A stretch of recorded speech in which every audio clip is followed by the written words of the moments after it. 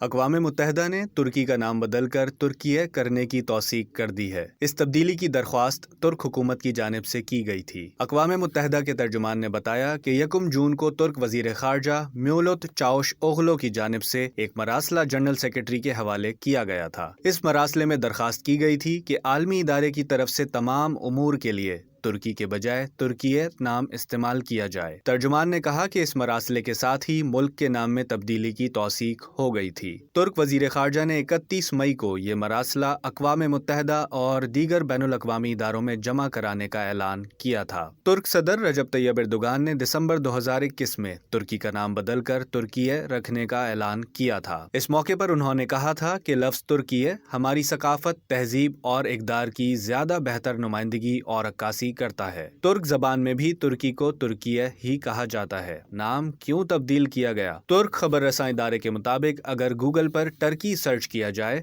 تو ملک کے ساتھ ساتھ شمالی امریکہ کے ایک پرندے ٹرکی کی تصاویر بھی سامنے آ جاتی ہیں، جس کو تھینکس گیونگ یا کرسمس جیسے تہواروں میں کھایا جاتا ہے۔ اسی طرح کیمبرج ڈکشنری میں ٹرکی کا مطلب بری طرح ناکام یا احمق فرد ہے۔ اسی کو مد نظر رکھتے ہوئے ملک کا نام بدل کر ترکیہ کیا جا رہا ہے۔ خیال رہے کہ ممالک کے نام تبدیل ہونا غیر معمولی نہیں۔ حال ہی میں نیدرلینڈ نے ہالینڈ کا نام استعمال کرنا ترک کر دیا تھا، جبکہ مقدونیہ نے اپنا نام تبدیل کر کے شمالی مقدونیہ رکھ لیا تھا۔ سن 1935 میں پرشیا نام کو بدل کر ایران رکھا گیا۔ سیام کو اب تھائی لینڈ کہا جاتا ہے، جبکہ روڈیشیا کا نام اب زمبابوے ہے۔